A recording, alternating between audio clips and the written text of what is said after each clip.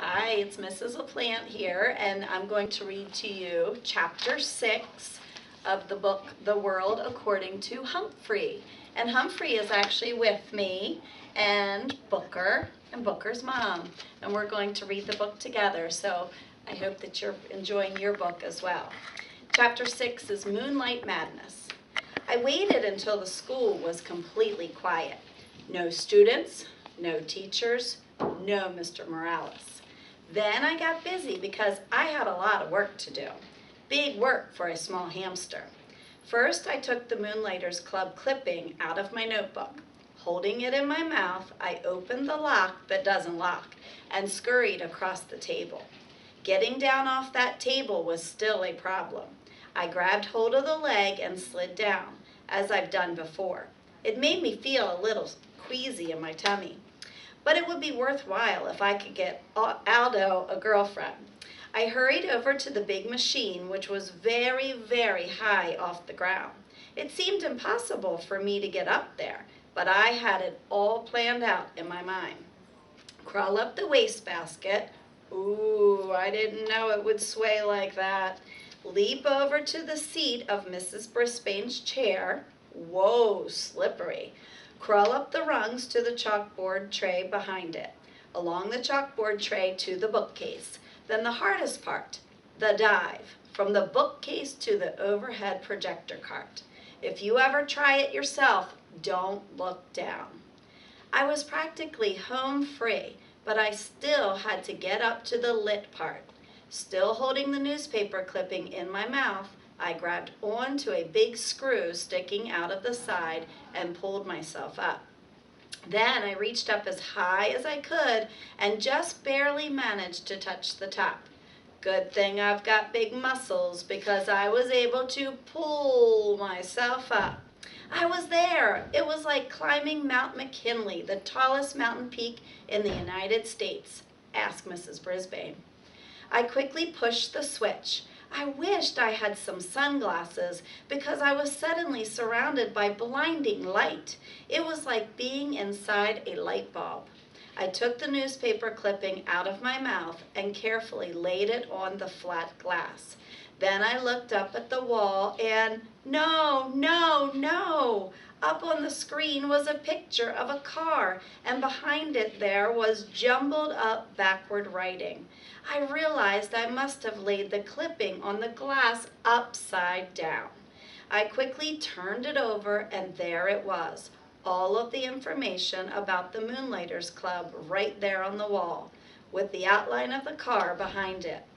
Aldo would be coming soon, so I hurried back to the cage. It was faster getting back because it was mostly downhill until the very end, when I had to swing my way up the cord to the blinds and back to the table. I was panting pretty hard by the time I closed the cage door behind me. I didn't even have time to catch my breath before Aldo swung the door open. "Whoa, who left that on?" he exclaimed as he entered. "That thing could overheat." He hurried over to the overhead projector. "Look at the wall! Look at the wall!" I squeaked, but the words only sounded like hamster peeps. Aldo didn't waste a second. He flicked the machine off. All that work for nothing. But then a funny thing happened. Aldo turned the machine back on and looked at the wall. "What's this?" he muttered. "Why did Mrs. Brisbane have this up here? Hey, nice car." He squinted up at the screen. "Look, Humphrey, the Moonlighters Club, for people who work at night like me." And me, I thought. I was still quite exhausted from all that effort. Aldo stared at the big ad on the wall for a while. Then he turned off the projector and went to work and never mentioned it again. Yes, I was annoyed. I had failed, but at least I had tried, which was more than I can say for one of my classmates. Yes, Saya Nasiri. With my own furry ears, I had heard her promise Mrs. Brisbane that she would raise her hand in class, but so far she'd been as silent as a statue. Her week was almost up. Even though I'd scolded her the day she fed me, she paid no more attention to me than she had to her teacher. You should really listen to your teacher. Yes, you should. Even Mrs. Brisbane. And you should always listen to your hamster. I was worried about Aldo and about Saya, but I have to admit my journey had been so tiring that, nocturnal or not, I slept soundly the rest of the night. The next day began in a very surprising way. I have something to share with you all, Mrs. Brisbane announced. She held up a postcard with a picture of colorful parrots perched in lush green trees. A postcard from Miss McNamara. Mrs. Brisbane would never call her just Miss Mac. It says, "Greetings to my favorite class in the world, room 26. I am now working in a school here in Brazil.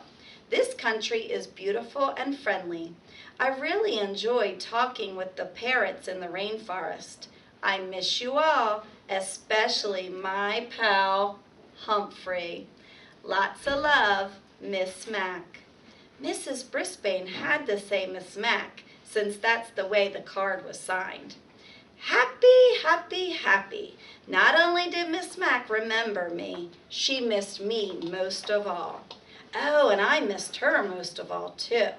Especially every time I looked at Mrs. Brisbane and she glared back at me.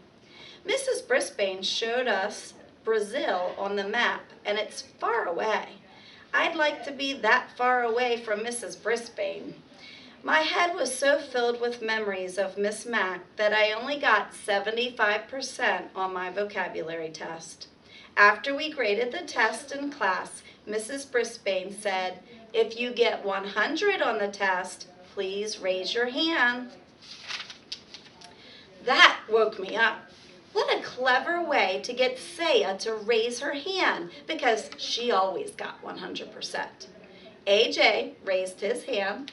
Art raised his hand. Saya, she just stared down at her desktop. I was starting to get really mad at her.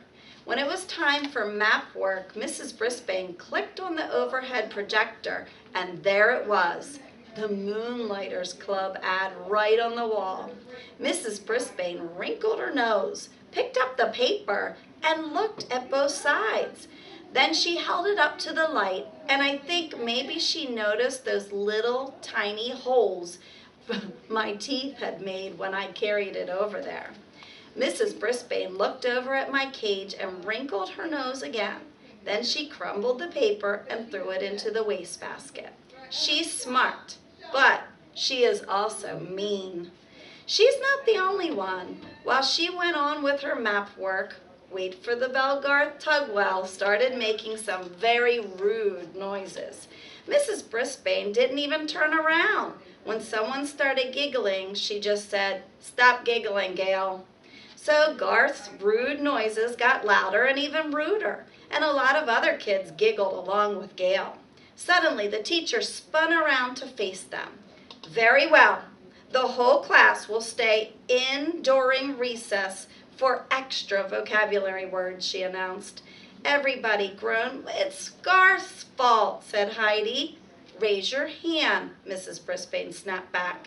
"You will all stay in during recess, unless the person making those noises wants to step forward and admit it.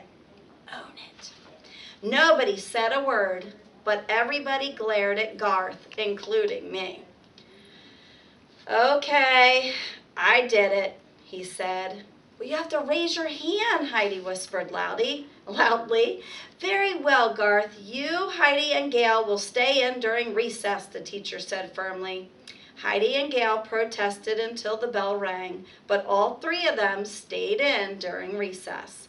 Instead of making them do extra vocabulary words, though, Mrs. Brisbane let them rest their heads on their desk. After she lectured them about their behavior, of course. All this commotion had made me a little hungry, and for some reason I hadn't been fed yet, so I decided to squeak up for myself. Mrs. Brisbane turned and pointed at me angrily.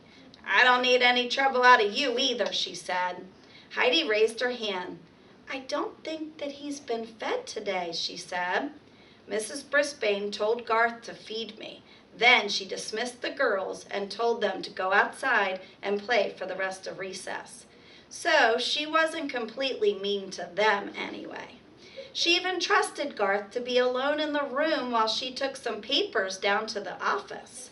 I'd always liked wait for the bell Garth, so I was surprised when he started grumbling at me as he filled the water bottle and put some fresh mealworms in my cage.